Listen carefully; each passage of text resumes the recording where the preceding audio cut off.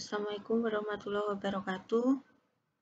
Baik, kita akan coba untuk mengaplikasikan rumus-rumus yang ada di Excel. Kita padu-padankan gitu ya. Jadi untuk keperluan akuntansi ini kita bisa mengolah apa yang disediakan Excel ya. Nah, di sini kita akan coba membuat buku jurnal. Ini bentuk buku jurnal yang seperti yang Anda kenal gitu ya. Jadi ada tanggal, nomor bukti, nama akun, referensi. Ini gunanya nanti untuk posting, kemudian debit dan kredit. Nah, apa saja yang perlu kita siapkan untuk bisa membuat otomatisasi dengan Excel? Postingnya nanti juga otomatis gitu ya. Yang pertama adalah kita siapkan dulu kode akun. Ini ya. Jadi file kode akun ini kita siapkan dulu. Nah, di sini saya siapkan file kode akun gitu ya. Sudah saya siapkan. Isinya daftar akun semuanya yang ada di perusahaan. Kemudian langkah kedua adalah kita membuat bukunya ya. Nah, di sini kita grid-nya ini garis-garis Excel-nya bisa kita hilangkan juga ya. Kita bisa hilangkan di ini page layout, kemudian kita klik yang grid lines ini biar nggak kelihatan grid line-nya, dia hilang sendiri begini ya. Kemudian ini kolom tanggal. Nah, ini biasanya yang atas sendiri kan berisi tahun gitu ya. Nah, ini bisa kita tidak mengetik gitu ya, hanya muncul pilihan tahun itu juga bisa, di sini bulan, tanggal juga bisa. Nah, apa yang harus kita siapkan? Yang pertama kita siapkan listnya dulu. Di sini sudah saya siapkan juga list ya. Di sini ada 4 jenis list yang nanti akan kita gunakan untuk membuat otomatisasi pilihan kode akun, bulan, tanggal, dan tahun. Oke. Kemudian gimana caranya? Nah, caranya kita klik sel yang nantinya kita akan otomatisasikan pilihannya, kita munculkan scroll tools-nya. Di sini caranya klik selnya, kemudian data, kemudian pilih di sini data validation. Nah, ini diganti dengan list ya, karena kita akan pakai yang rumus list. Jadi untuk memunculkan list yang ada pada daftar. Nah, daftarnya di mana? Nah, kita blok saja di sini daftarnya. Tahun, daftar tahun kita munculkan di sana. Oke, nah tahunnya ini terserah Anda ya, mau seberapa lama kita membuatnya ya. Di situ. Kemudian klik OK. Nah, nanti di samping sel itu akan muncul tanda panah seperti ini. Nah, ini nanti gunanya untuk memunculkan tahun gitu ya, tahun kapan terjadinya transaksi akuntansi tersebut. Tuh. Kemudian di sini biasanya kita tuliskan bulannya. Nah, biar kita nggak ngetik bulan, kita juga bisa otomatisasi. Caranya blok dulu, di blok semuanya.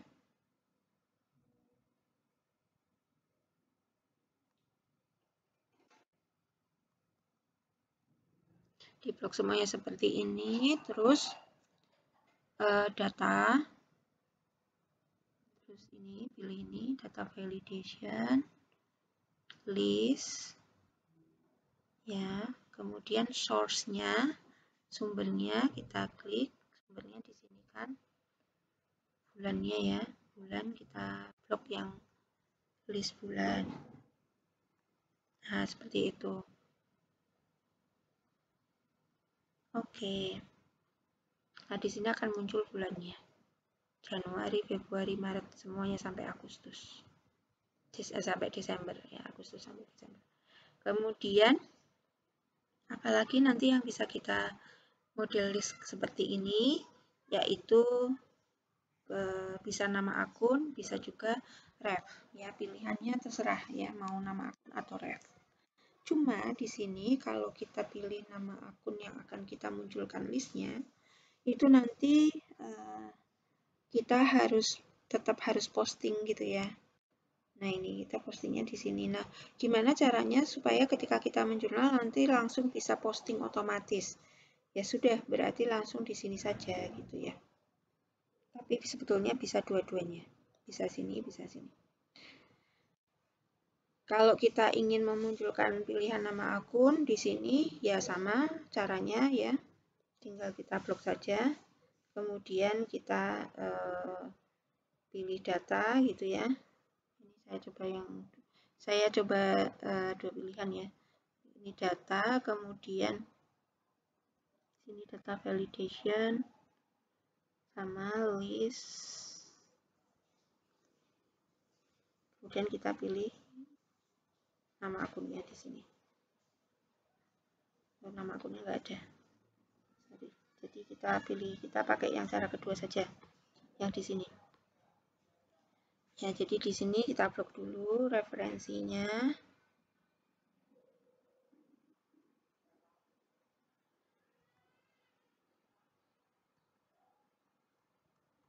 Kemudian data, kemudian data validation, list, kemudian sini kode akun.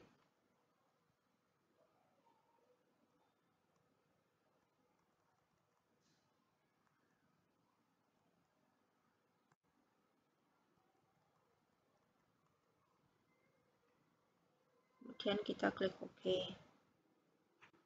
Nah, seperti itu ya. Jadi nanti kalau kita klik ini muncul pilihannya. Ini tanggalnya belum ya tadi. Oh ya, kemudian tanggal juga bisa kita buat listnya.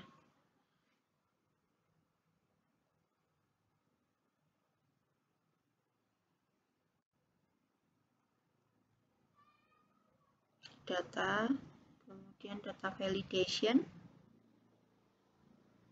list,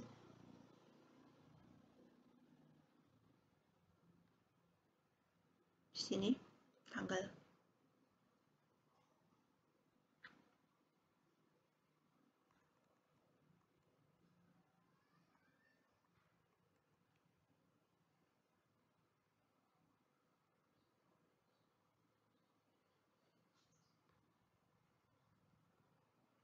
Nih, nanti kita nggak usah ketik tanggal, tinggal klik saja ini. Misalnya transaksinya 2020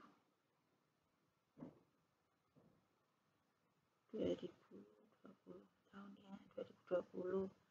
Kemudian bulannya kita pilih saja bulan Mei misalnya, tanggal berapa gitu ya, klik aja di sini tanggalnya. Oh, tanggal 5 Mei misalnya gitu ya. Nah, terus nomor bukti itu kan sesuai sama nota ya, jadi bisa bermacam-macam nomor bukti itu formatnya karena tergantung dari jenis transaksinya dan dari mana bukti itu berasal gitu ya. Kemudian untuk memunculkan akun di sini kita pakai nanti rumusnya adalah VLOOKUP ya. Di kolom reference ini fungsinya untuk memunculkan kode akun seperti ini ya, kode akun. Misalnya begini. Nah, di sini kita ingin memunculkan nama akun dengan cara menggunakan rumus VLOOKUP. Caranya pilih formula, lookup and reference, kemudian VLOOKUP. Ya, kemudian di sini muncul kotak dialog seperti ini. Lookup value itu adalah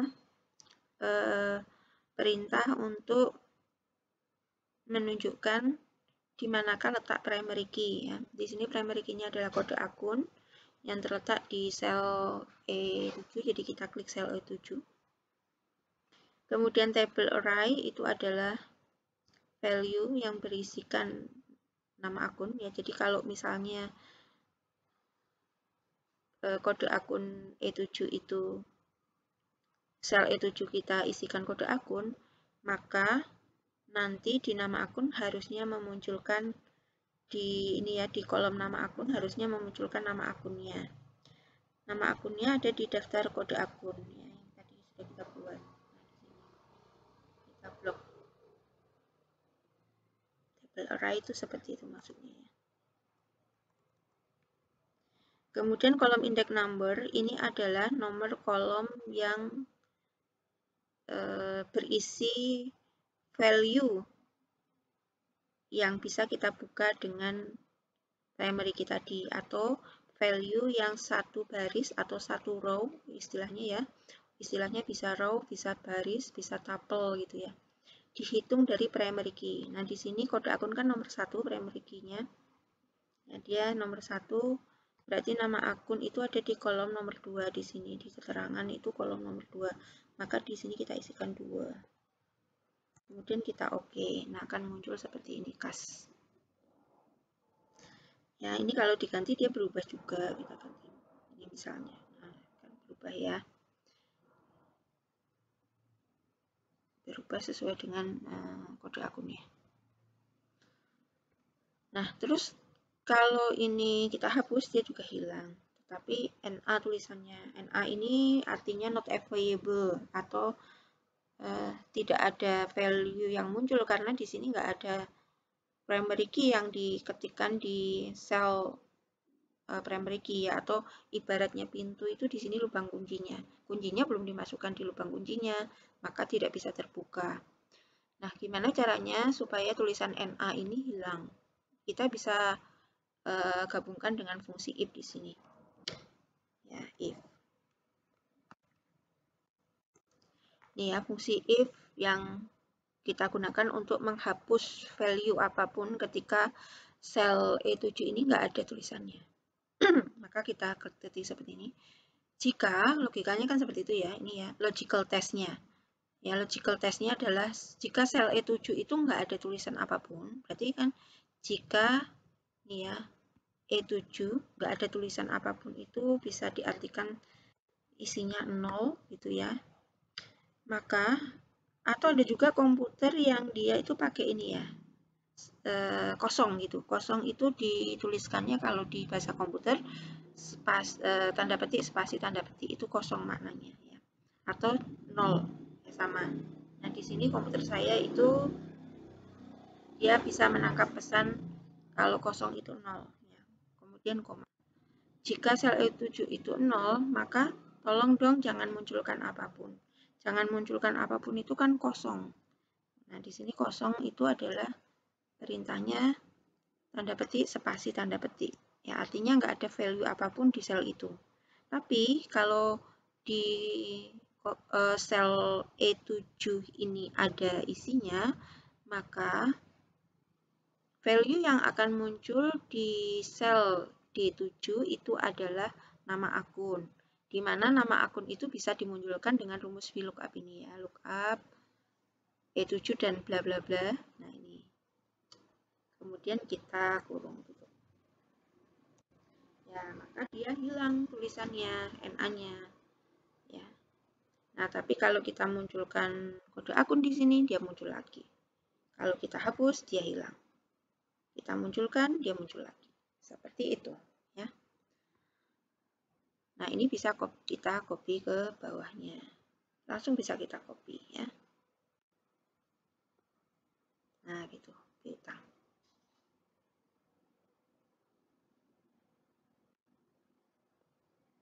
Kan, ini karena nggak ada nilainya, dia juga kosong. Misalnya kita nerima kas dari konsumen sebesar 1 juta untuk pembayaran piutang gitu ya. Seperti ini. Kan biasanya debit 1 juta, kredit 1 juta. Nah, sekarang ini secara akuntansi tulisan ini salah karena akun kredit itu kan biasanya menjorok ya. Agak menjorok ke kanan gitu. Nah, gimana caranya memerintahkan si Excel ini supaya dia memunculkan value yang menjorok ke kanan. Nah, kita tinggal logikakan lagi pakai fungsi if. Kan kalau kredit tolong dong kamu menjorok gitu ya. Kalau kita ngomongnya kan gitu. Nah, gimana komputer kita memberikan perintah ke komputer? Maka kita tuliskan if jika akun kreditnya ada nilainya, ini ya.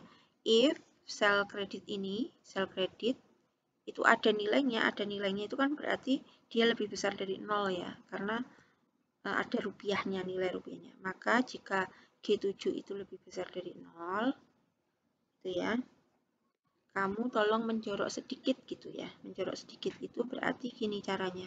Berarti kan ada spasi gitu ya. Berarti spasi, dituliskan saja tanda petik, kemudian diberi spasi agak banyak seperti ini. kemudian tanda petik lagi, spasi begitu, kemudian nama akun. Ya. Lah, nama akunnya yang mana dong? Yang ini tadi. Ya. Jadi, kita tuliskan saja seperti ini. Nah, terus gimana menggabungkan spasi dengan rumus ini? Kita pakai tanda dan. Nah, itu. Terus kalau misalnya ada isinya bagaimana dong? Kalau ada isinya biasa saja, nggak usah pakai menjorok. Maka kita copy saja dari sini. Nah, gitu ya.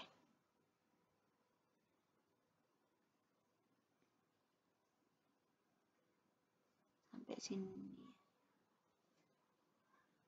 Ya. Nah, seperti itu. Oke, tanda kurungnya kita tambah. Pas ya? Nah, seperti itu.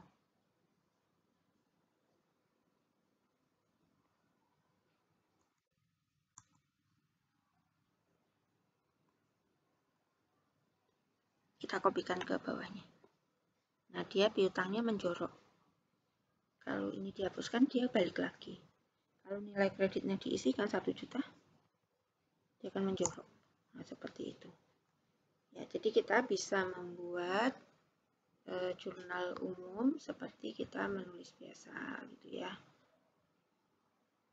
Nah, terus gimana caranya supaya apa yang sudah kita catat di jurnal umum nanti bisa terposting otomatis sesuai dengan jumlah-jumlahnya. Nah, di sini kita tambahkan saja sheet untuk posting debit dan posting kredit. Nanti akan kita masukkan nilainya di mutasi. Untuk posting debit, kita isikan semua kode akun yang kita miliki secara horizontal semuanya. Terus di baris kedua ini adalah jumlahnya. Kita pakai rumus sum. Ya, kita pakai rumus sum. Mana yang kita sum? Yang ke bawahnya. Ya, kita sum ke bawahnya. Kita pakai sum. Begitu. Sama, yang kredit juga sama. Yang kredit nanti kita tuliskan dulu di sini kode akunnya semuanya. Kemudian baris kedua dari kode akun ini kita gunakan rumus sum. Yang kita jumlahkan adalah sel nomor 7 sampai ke bawah. Gitu. Nah, seperti itu. Ini gunanya untuk posting nanti ya. Proses postingnya gimana?